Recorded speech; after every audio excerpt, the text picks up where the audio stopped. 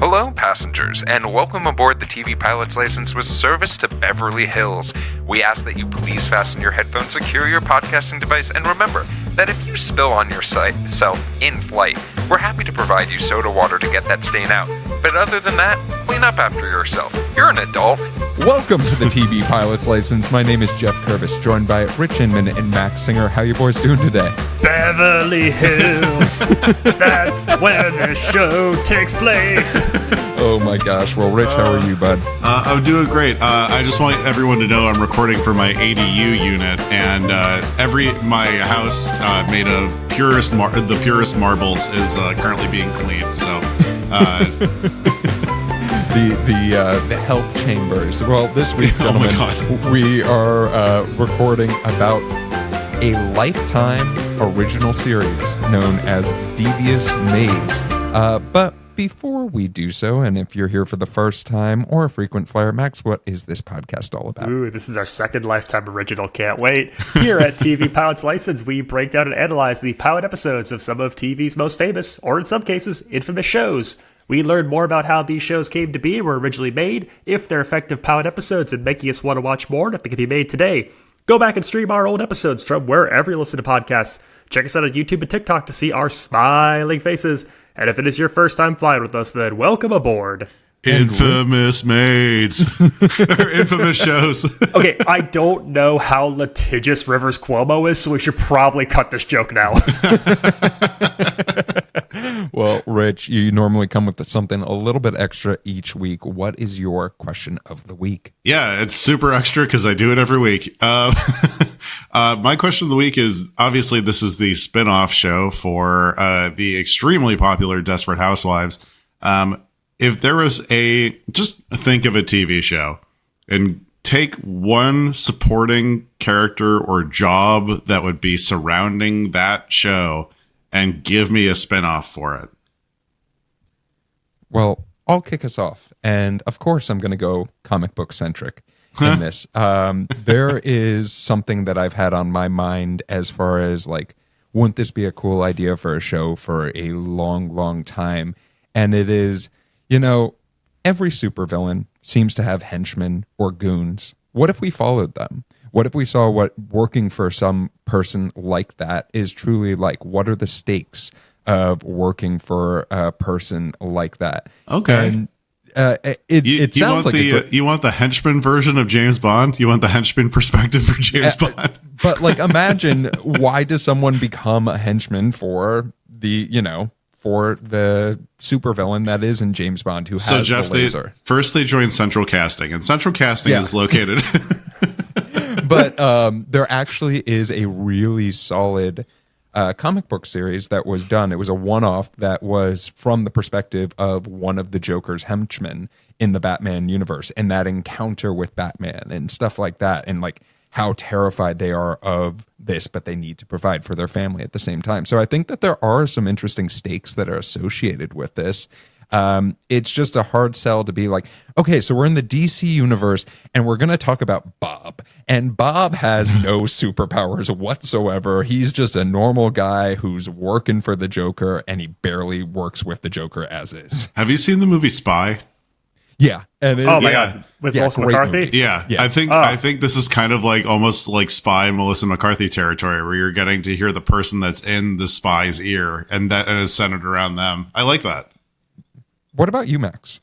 I am going with the rest of the high school faculty at the school where Walter White teaches in Breaking Bad. Because when his identity becomes revealed later in the show, and he's actually on the lam, I want to know what that PTA meeting looks like. Hey, look, he's a successful chemistry teacher. He had a successful experiment, and it worked out for him. For Rich, me, I'm going with this question. Oh yeah, for me, I'm going with a beautiful little show called Top Chef. And who the fuck is washing all those dishes? Who is washing all the fucking dishes at Top Chef? They use so many dishes. Who is washing all those fucking dishes? That's amazing. And that's what I want to know. These are the things that no one thinks about. And when you're plating for 200 people, someone has to be doing it. If you're listening to this right now and you wash dishes for Top Chef, we want to hear from you. Yeah, we'll finally do the Top Chef pilot episode that I've been yearning to do, and we're just going to have you. That's how it's going to go. Come on our Padma Lakshmi. Is she Top Chef? She was. Yeah, she was. Yeah. I did it. Now Nailed the reference. Kristen Kish, who's going to be on the newest season of Traitors. Rich, thank you so much for that question of the week. Let's talk a little bit more about Devious Maids. And we're going to start off with a quick synopsis. 4 Latina maids with ambition and dreams of their own work for the rich and famous in Beverly Hills, which, yep, that's exactly what we watched, and there was a lot more to it as well. But before we dive too deep into this pilot, Max, can you tell us a little bit more about how this show got made? Today, we are talking about the pilot episode of Devious Maids, which originally aired on June 20. Say it like Rivers Cuomo. Devious Maids. That's what I want to watch. Bow, bow, bow, bow, bow, bow, bow. Today, we are talking about the pilot episode of Devious Maids, which originally aired on June 23rd, 2013 on Lifetime. We're talking about the show's creator, Marc Cherry. We have not talked about Marc Cherry since episode 2 of TV Pilot's License and our coverage of Desperate Housewives. Quick refresher. Cherry moves to Los Angeles to pursue a writing career in 1986 using his winnings from an appearance on the game show The $100,000 Pyramid. He worked as Dixie Carter's personal assistant on Designing Women and cut his teeth as a writer and producer working on The Golden Girls. Throughout the 90s and early aughts, Cherry created several short-lived network comedies before the massive success of Desperate Housewives beginning in 2004. Today's pilot is based on the Mexican comedy series Ellas son la alegría del hogar. They are the joy of the home from 2009, created by and starring Eugenio Derbez, who American audiences may know for his role in the Academy Award-winning Coda, as well as roles in the Adam Sandler comedy Jack and Jill and the Hulu original The Valet. Yeah, Jack and Jill, that's where I know him from. Yeah, Jack and Jill. He plays 2 parts in that movie. He plays someone and that person's grandmother. Towards the end of Desperate Housewives, Cherry begins working on an adaptation of the Mexican comedy series, even tying in the character of Carmen, played by Roselyn Sanches, into the finale of Desperate Housewives as a pseudo-backdoor pilot. Eva Longoria is brought on as an executive producer to help add Latina perspective to the roles. ABC ordered a pilot before the finale of Housewives aired, which was filmed in 2012. In May of 2012, Cherry was given the go-ahead by the network to make senior staffing offers, which is a common indicator of a show being picked up the series. However, a month later, ABC passed on the pilot in a surprise move. Lifetime picked up the show with a 13-episode commitment. Several supporting roles were added for the Lifetime version, and a second pilot was filmed and aired. It is the first television show on an American network with an all-Latina leading cast, but it wasn't without its share of controversy leading up to the premiere. While Longoria stated the show presents a modern-day women's view on universal themes, and Cherry defended it dealing with themes of racism, classism, and immigration, some critics felt the show played into stereotypes, and one review even called it a wasted opportunity based on the casting representation. Today's pilot is directed by Paul McGeegan.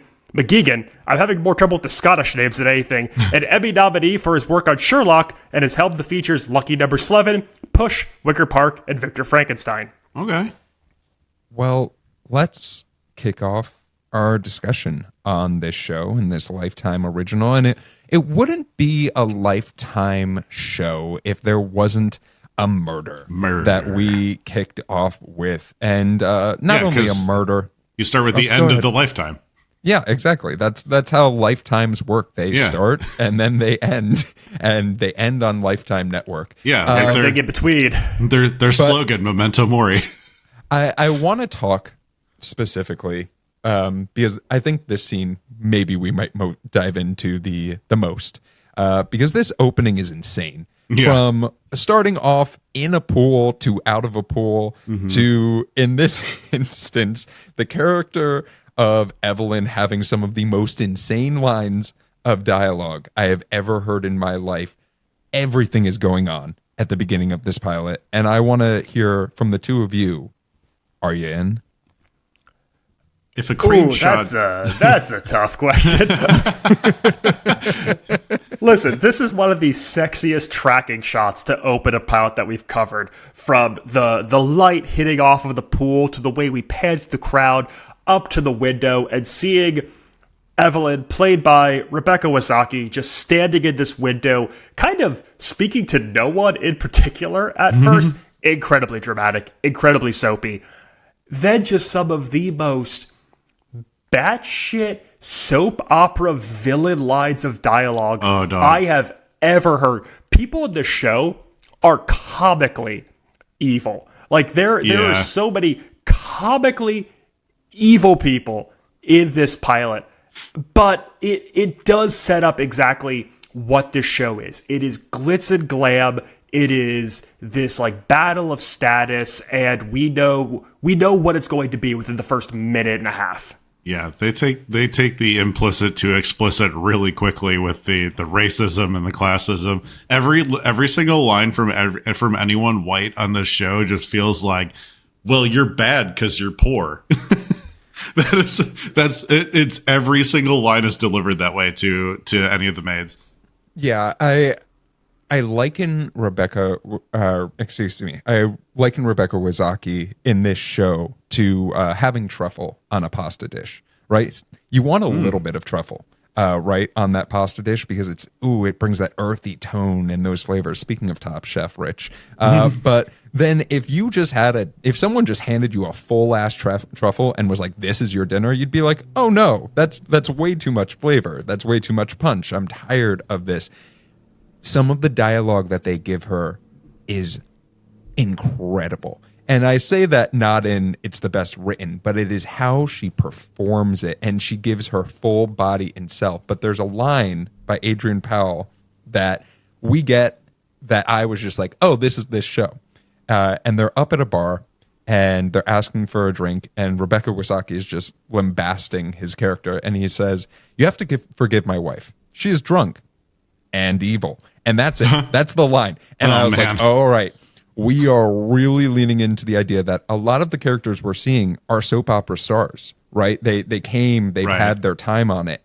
But let's give them a more traditional production and see how they do and let them just eat every line they have. And I think that is an important distinction that you make there, Geoff, that it is a soap opera cast, and we're leaning much more into the American telenovela than we are into the idea of the primetime soap even. Whereas, something like Desperate Housewives does feel very much like a primetime network show with some ham-fisted dialogue. This is leading into something that is much more presentational. It's much more direct. I think there's a definite lack of subtext in a lot of the dialogue in this show.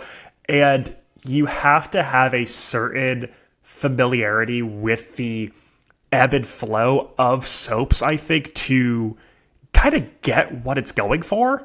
Right. All the plots are going to be about murder and trickery, and there's not going to be growing moments. There's seduction. Seduction's a huge element in this too. But I mean, they make Evelyn and Adrian Powell the epitome of evil before we even hit the credits. It is truly, it's nuts. I want to ask the two of you, one of the faux pas of going to a nice party at someone's house is ending up in getting the pool. Stabbed. How did you feel about our murder victim ending up in the pool with that final dramatic shot before we had our opening credit sequence of the blood going everywhere, falling into the pool, and then wondering who's going to clean up this mess since my maid's been murdered? I mean, it's insanely presentational. It's insanely stylized, from tracking her Flora falling into the pool to the way that when she's writing this letter that she's hiding, calling out the husband for his possible crimes that she's accusing him of, seeing the letters pop up on the screen and what my wife referred to as the Dawson's Creek font. It is so forward and direct, and it does create intrigue because there's no subtlety. There's just tea in this show. Yeah. How did she make it all the way down there after getting stabbed? It seems like it's a long way. Yeah, there's at least a flight of stairs, at least one, if not two. There could have been an elevator in that home. We haven't been toured through the Irwins' home just yet. She did it for the drama, Rich. They say that, if your baby's underneath a car, they've seen women lift cars and stuff like that. If you want to have that dramatic... If you've seen a woman lift a car, please write into our show. But after starting off on such a dramatic note of this murder, where, yes, we get the perspective that something has happened, there's a reason that Flora is murdered, this show does something that we haven't seen in a little bit of recording, which is we're then introduced to every human being that happens to live in Beverly Hills. Holy shit. Those that are the homeowners and those who work for the homeowners.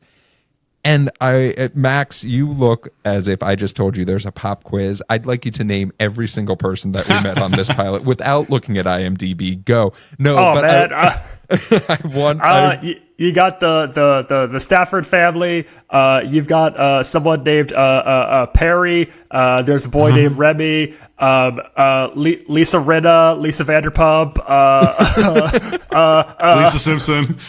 But I guess for the two of you, as far as I guess one of the things that I go to with this show is it tries to be we're talking about a soap opera that happens to have a lot more budget and a lot more set locations and probably was not cheap to be made, as we mentioned all these cast auditions.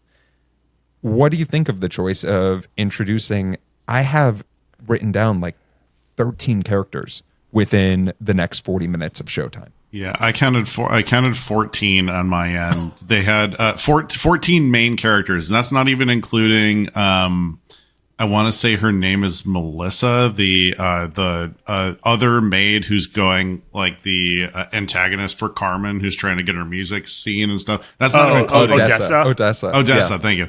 Okay. It's not even including her.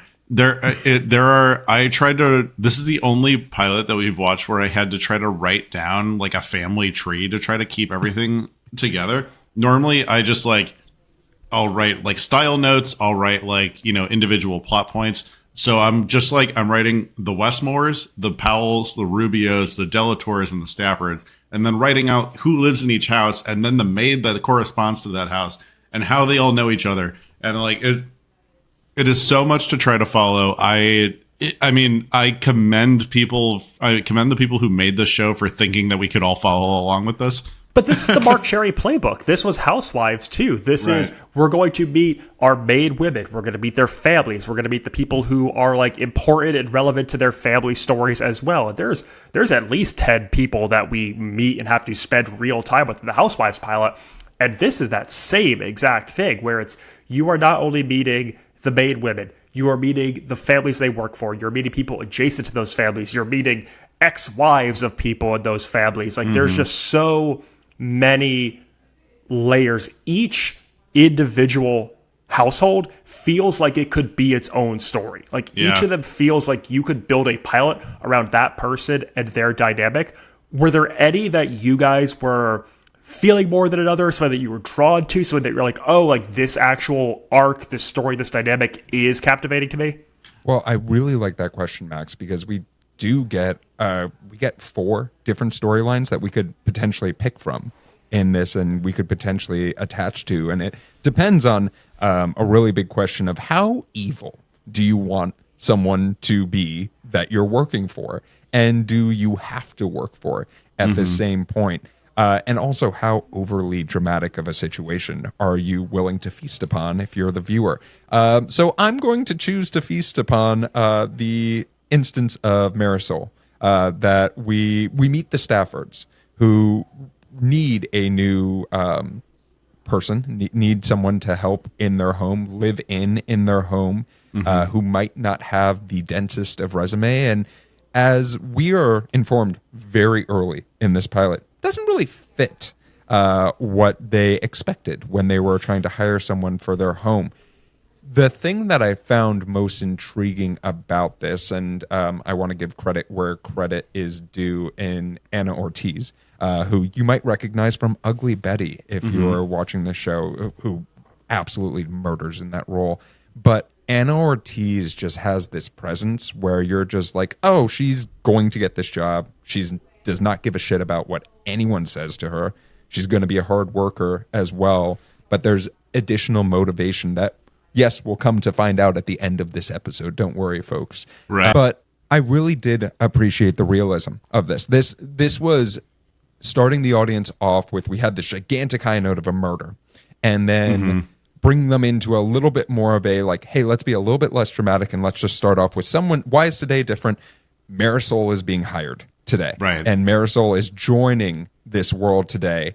But I think the two of you would agree, from there, we just start going batshit crazy again. And I'd love to hear which of these storylines really attach to you. Yeah. It's gotta be the Roselyn Sanches' Carmen storyline for me. This aspiring pop star, this pop diva in waiting. Right. And we get a Why Is Today Different? It is her first day at the home of Alejandro, this chiseled, ripped Latin pop star who we never hear sing and lifts teeny tiny weights without a shirt on in his home. He does so many teeny tiny bicep curls, yet his arms are so big. And I like this one because it's this story of someone who has this like very clear, kind of like quirky, sitcom-y goal if she want.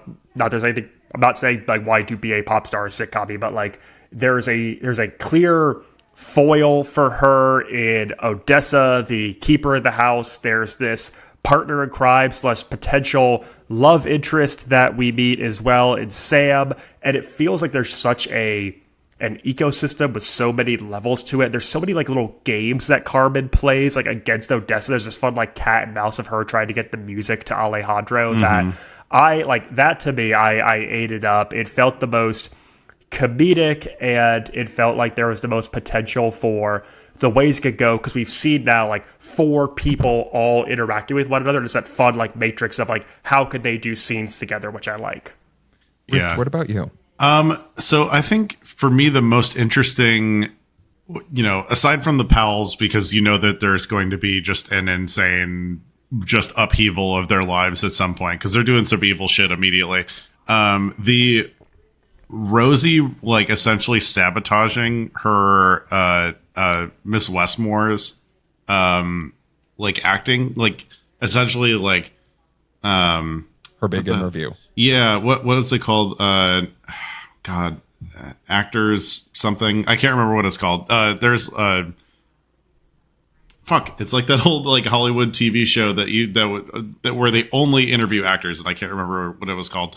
Well, it looks like an Access Hollywood kind of thing. Access Hollywood. Thank you. By the way, I'm not buying the Scorsese of it all, but we can table that discussion. Yeah. So it sabotaging essentially like an Access Hollywood interview by saying that her baby called her mama, called the maid mama on TV. But I mean, for me, I'm like, okay, so I know just from watching Desperate Housewives that wherever the light is being shown, you have to look elsewhere for the shit that's really going to pop off.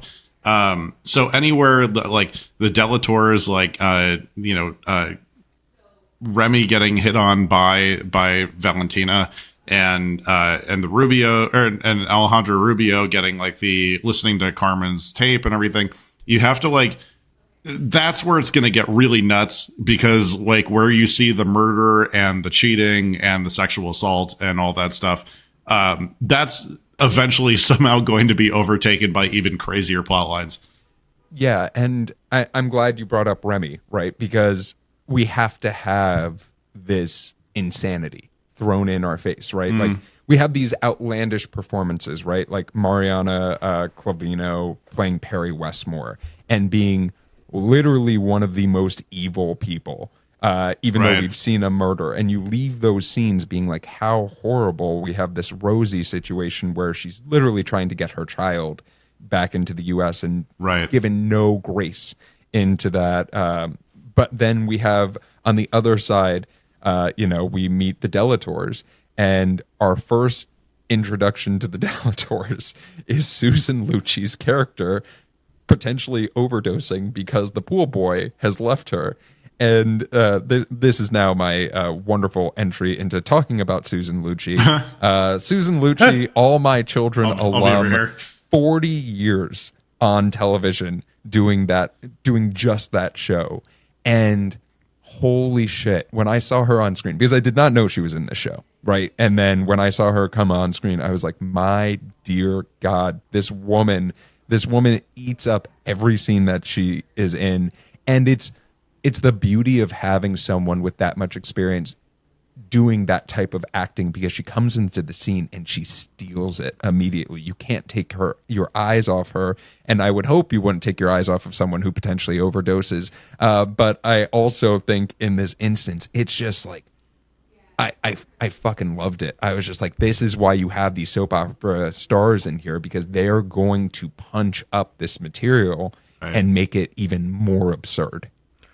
I think the fascinating thing with Susan Lucci's character is that while she is on the moon, and I hesitate to say that she's a good person, she probably punches down the least of like the evil, like, you know, people in this show. And she seems to have the most like candor with the people who work for her and the most like trust for them, even with, you know, allowing Valentina to pitch this idea of, you're lonely, so why don't we have your son come back from SC and he lives with you instead of in his frat house. And the way that she's responsive to these ideas, whereas someone like Perry, it feels like anything being said to her by Rosie is in one ear and out the other, and her like follow-up lines to Rosie's pain are just like really punching down on her.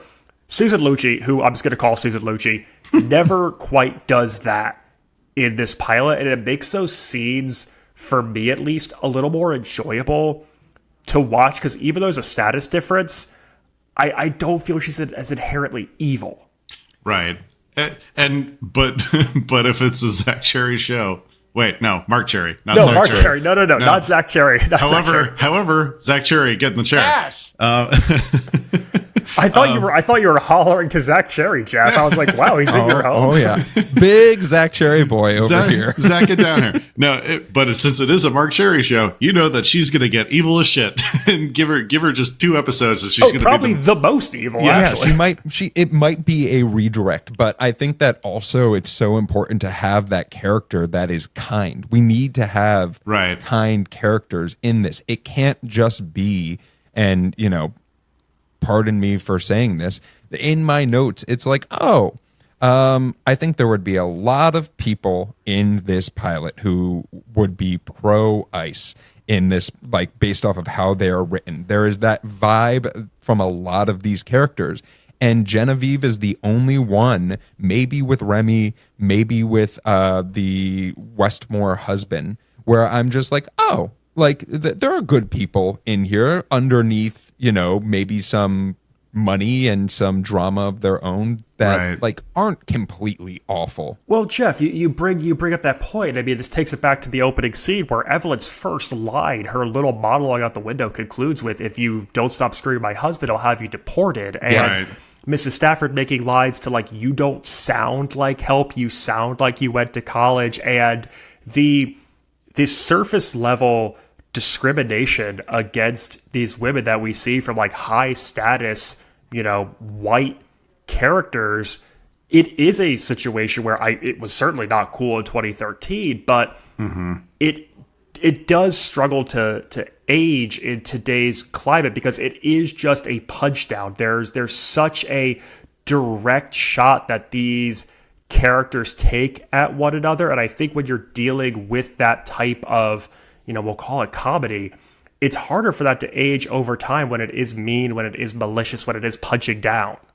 Well, let's talk a little bit about moments where we're not exactly punching down, but we're embracing some of these main characters, which is the eyes of the people who are working in these homes, right? We've talked a little bit about Carmen, Rosie, Valentina, all of these leading ladies.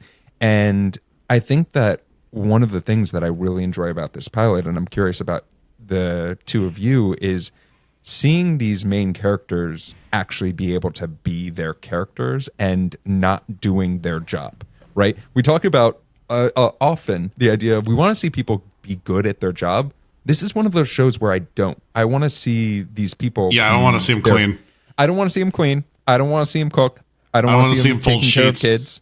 I don't want to see them going to the grocery store. I want to see them being the characters and building that depth, so I want to turn in each week, each and every week. Yep. And this really exemplifies itself in a few ways. But rather than talk about each of them, is there one character moment that you really enjoyed from any of these characters, any of these leading ladies that you were like, oh, I could see that becoming something I'd want to learn more about? Yeah, these trifling men can learn to fold their own fitted sheets. Yeah. Max, The you most- switch first. Which is when you crumple it into a ball and then Yeah. put it in the closet, right? That's how you fold a fitted sheet. It's just going to go on the bed. Yeah. It will be fitted to a bed. I think moment for me where let's like define it as like good at their job or however we want to clarify this. It has to be, you mentioned already, Rosie undermining Perry by saying that her child, that's a big kid, mind you. That's a big ass kid they got from this pilot. That's a large child. That is a big baby. That is a unit of a child actor.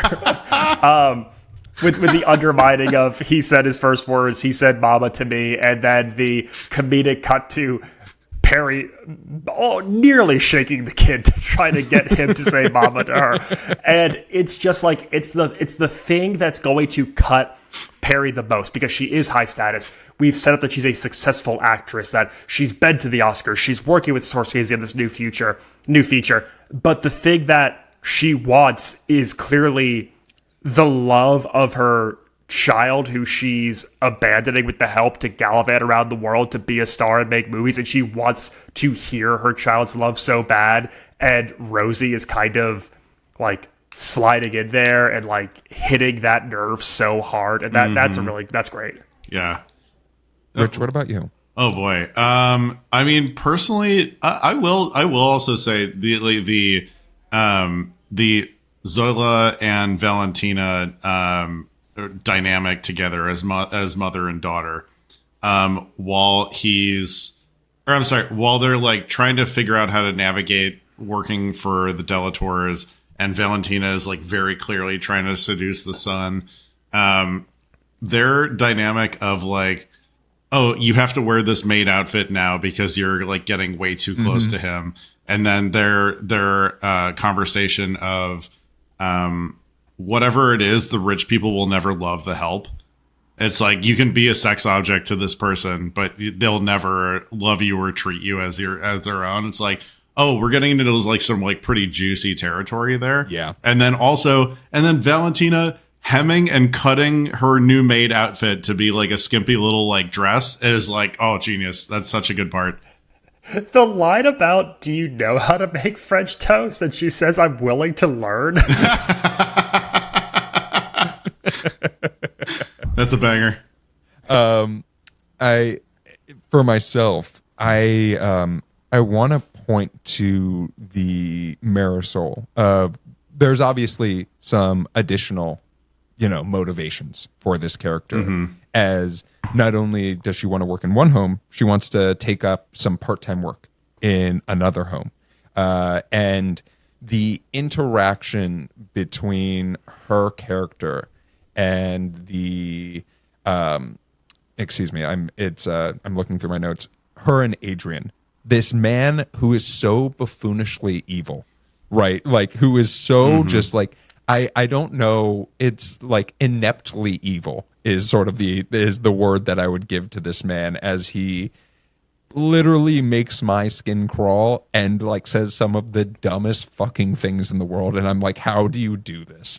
Like, how can you be this much of a buffoon and this awful of a human being? But there's a certain sort of power that her character inherently has through all of those scenes. And it brings me to a scene that I want to talk about, which is really one of our final scenes where there's this massive dinner party that is happening. And while we learn one of the reasons why Marisol is being hired is that the Stafford's previous maid was taken by the ex-wife. Mm-hmm. The ex-wife comes in, and it's not just any actress playing the ex-wife. It's Valerie Mahaffrey, playing Olivia Rice, coming in batshit crazy per usual, which is just like a staple of whenever she is on any of these shows. But I love the dialogue of Marisol being like, hey, if you fuck with me, I am going to destroy your world. Right. And I don't know if you two caught it. I had it as a thing I loved, but watching Rebecca Wisocki's face, I think it was not even a reaction to like an acting choice. I think she just naturally, her jaw dropped. I recommend you both go back and watch it. It was one of the funniest things I've ever seen. There is a man at that dining table after that Marisol speech when she kicks out the ex-wife who is just clapping like a goddamn seal at the table. He does this ridiculous seal clap. Wait, you're talking about Adrian Powell? The I like to think of him as Ian Gomez from Cougar Town's Wario. But yeah, I mean, Valerie Mahaffey, excellent in this small cameo. Emmy winner, also in Jack and Jill, according to IMDb. A lot of ties back to that show today. Jesus. Sorry. What were you gonna say, Jeff? No. After you. Yeah, I think this scene specifically, while I know that there's a lot of exposition and a really good cliffhanger, I would say, like a very good soap opera cliffhanger. If I am the Powells and I just watched my new maid do that, and then it's like, hey, I can ruin your entire life, and I have a billion secrets. That was Rich counting all of them. How are you not firing her immediately? A billion secrets. Someone got murdered in their house. And they're like, we probably shouldn't have the cops around. Like, they're not even talking about the murder. They've established the ex-wife is this like really powerful celebrity interior designer, and we're putting hands on her, and we're shoving her out. Hold on. That is the gayest premise I've ever heard of in my life. You have a powerful interior designer. What are you going to do? Feng shui a house bad? What are you going to, what's your power? Just because all three of us live in glorified bachelor pads. Rich sits on patio furniture, and I'm looking at Jeff's screen right now and seeing sports memorabilia right behind him. And you're seeing nothing behind me. Oh my gosh. I mean, but that it is this show, and I think we've sort of circled around this theme a lot. It does not stray away from the idea that it is on Lifetime. It is a soap opera.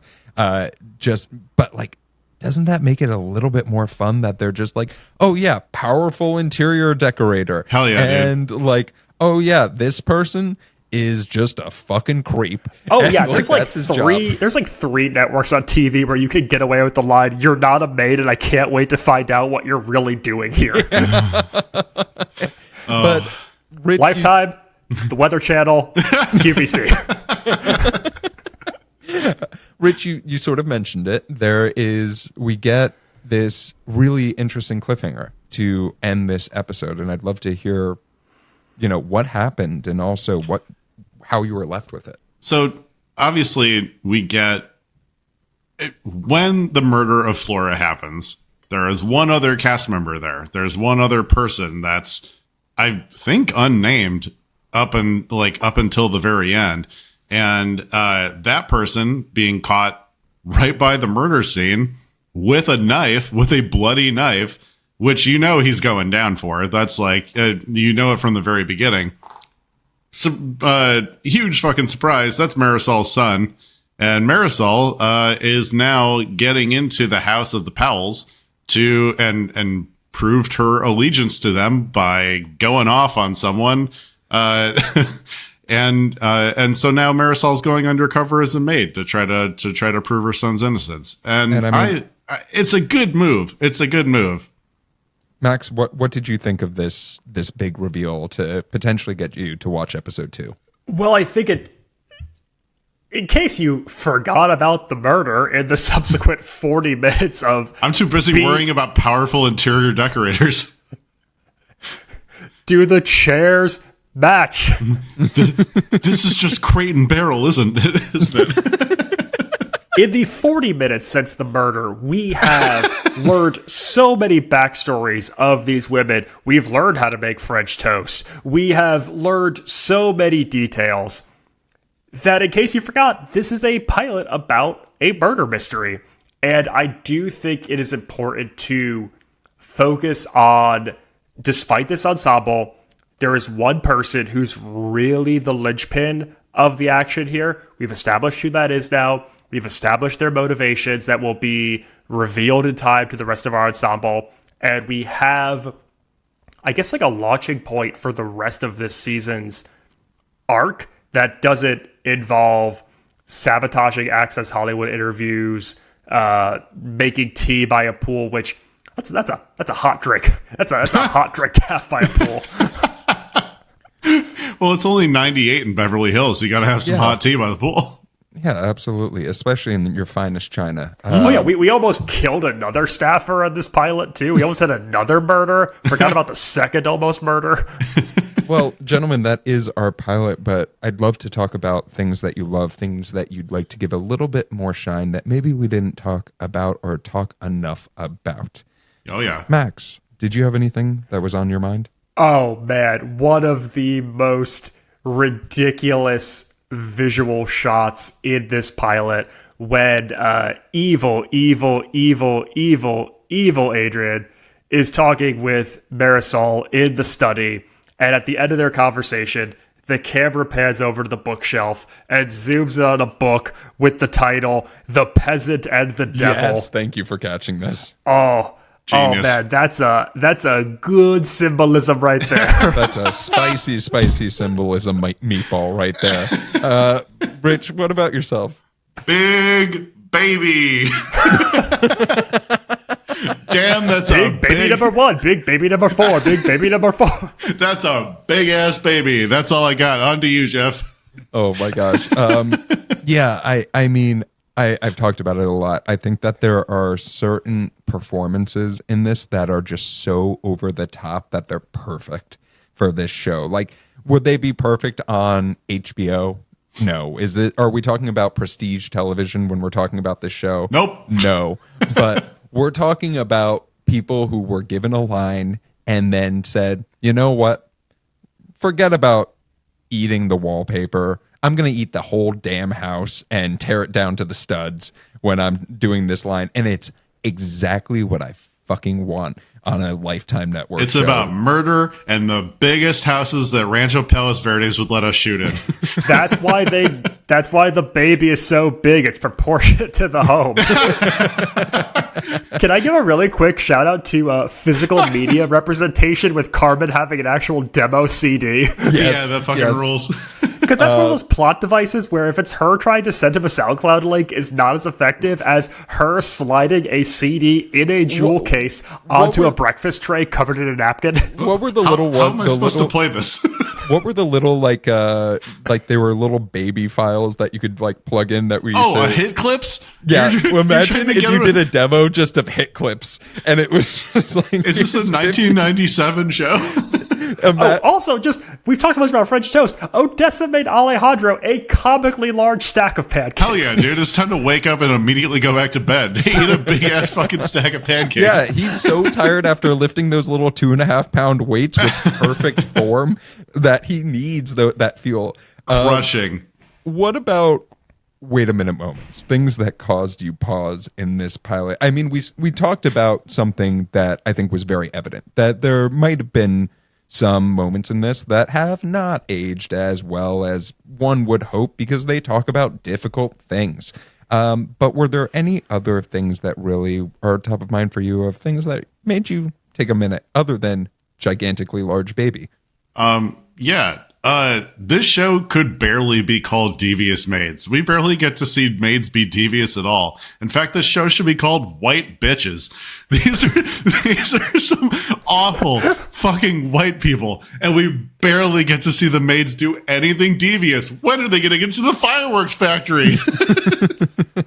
Max, what about yourself?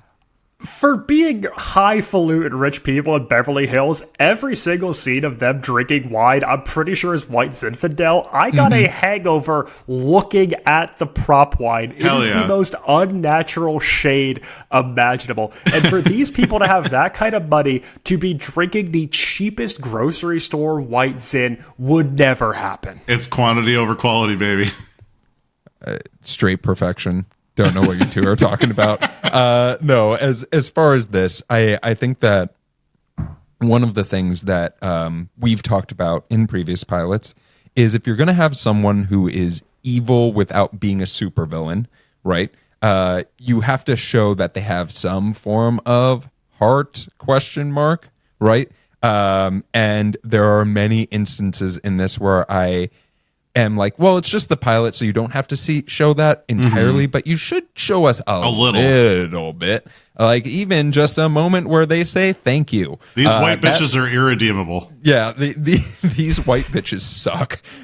So yeah, I mean, for those who are writing your TV pilots or listening to the show and writing a show right now, thank you for listening, and come on the pod, please. Yeah. But make sure that you show that your person isn't just the Grinch. Even the Grinch had a little bit of a heart. Yeah. Show redeeming characters and include as many breakfast foods as possible. Well, gentlemen, we do have one more question, and that is an in-flight question. Our in-flight question this week comes from Nikki in Miami. And Nikki asks, turn a career into a soap opera. So I'm asking the two of you to turn a career, whatever career you'd like, into a soap opera. So what do you have for me? Basketball floor mop guy. Do you have a tagline, Rich? Look at those big mops. Look at those big mops. I bet there's some secrets in there. That's all I got. Go on. Max, what about yourself? I am going with hospitality, the servers and bartenders of restaurants. I'm talking dramatized Vanderpump Rules, because those people be hooking up. Those are some people who are getting into ill-advised relationships. There is, on occasion thievery happening. There is some real trifling happening in the world of fine dining that needs to be brought to screen. I'm going to introduce you to a little movie from 2006 or something called Waiting, involving one second time we've talked about waiting on this podcast. I'm going to introduce you to a little movie from 2007 called Ratatouille. That's why Max remembered the Waiting. name Remy in this show. He was like, "Oh, there's a rat named Remy." Yeah. It's a nod to Ratatouille. I want to do in this instance, just maybe it's because I just watched this show. I'm thinking of someone who is maybe a handyman, or in this instance, a plumber, because I'm just thinking there's a tagline that has something to do. They're in their pipes and they're in their homes, or some nonsense like that, and it could be very dramatic. But hey, I'm not doing anything, so hire me to write your plumber pilot. But Jeff's new show, Fuck Plumber, the plumber who fucks. But Geoff Kerbis' Untitled Plumber Project. That's what his next shit's going to be called. Oh God, I read for that twice. I thought I had it. Well, if you have an in-flight question, you can always submit those to us at tvpilotslicense.com. You can also shoot us a text or a voicemail at 213-290-1713, or you can message us at Instagram, and watch out for our Instagram for sneak previews of what we're watching next.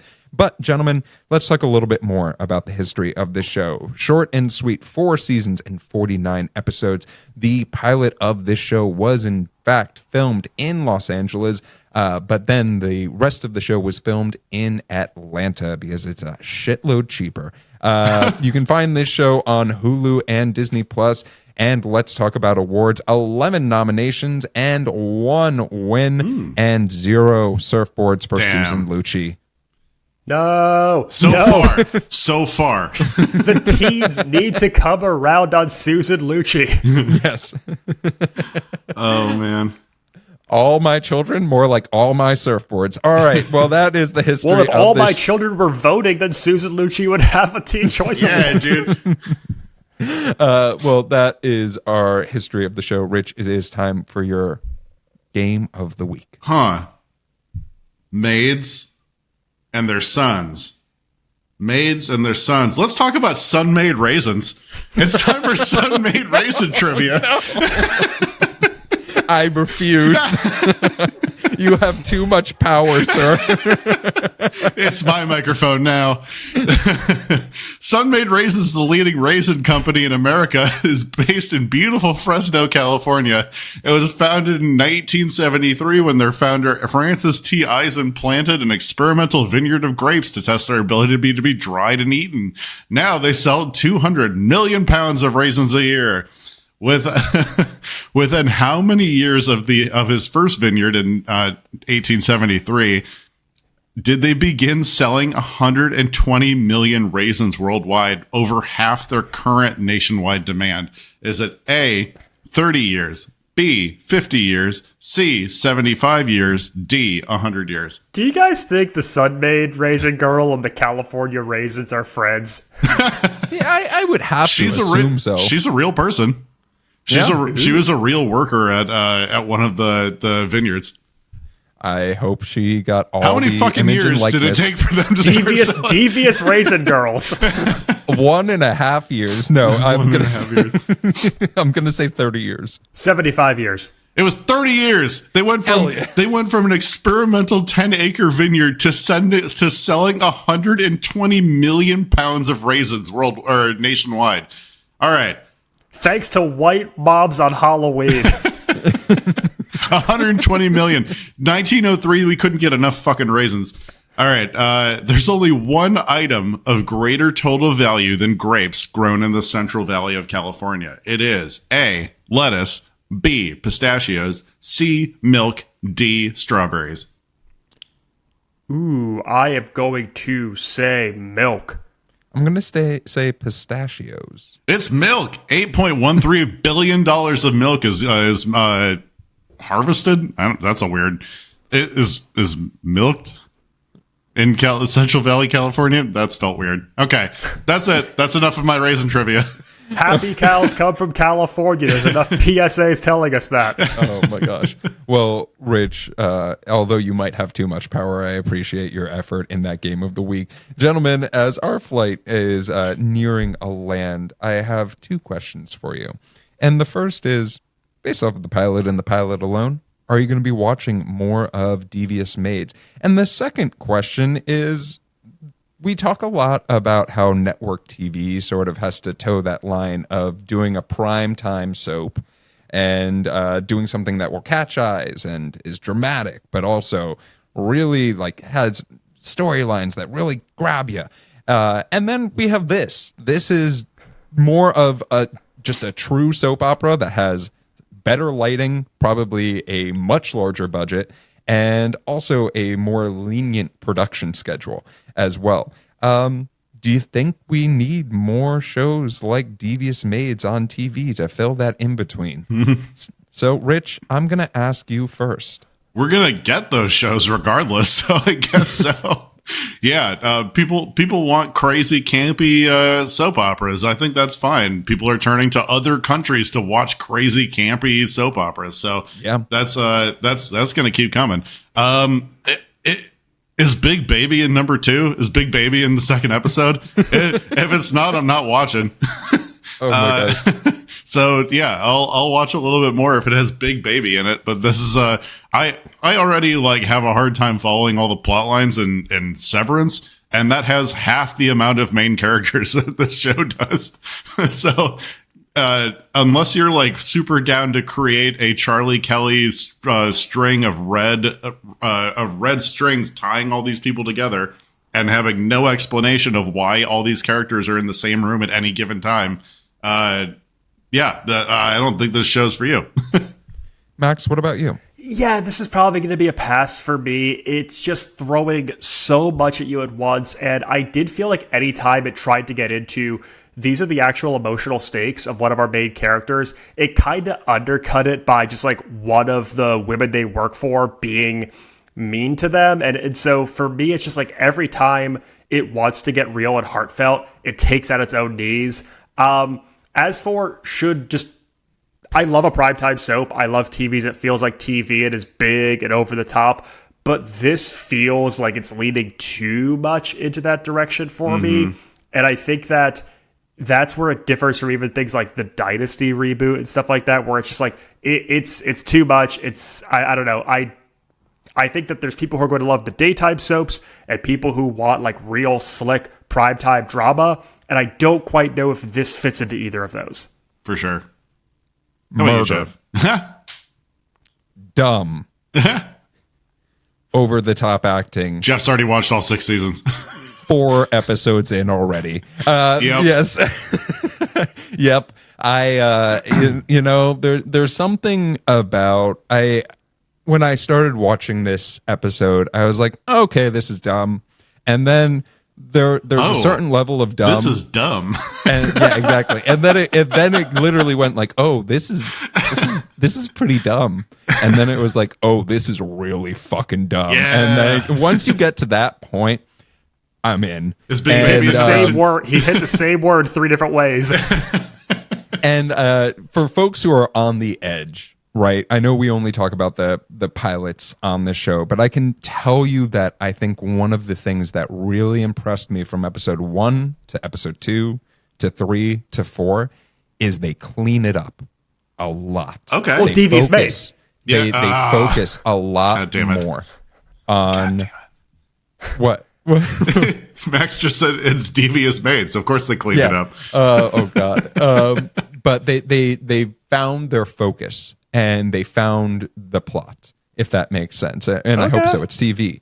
So I would say for folks who are on the edge, I know I was outvoted 2-1. Try another episode. Try it with a glass of wine. Highly recommend. But as far as more soap operas on TV, Rich, I'm going to go to your point. People are finding them other places and picking them up and watching them. Every country has a popular So if I am a soap opera network, now. if I'm a network executive, I'm even looking at the soap operas I'm playing during the daytime and saying like, hey, we're putting streaming shows on primetime slots. Why don't we put daytime TV in primetime slots and just show it again?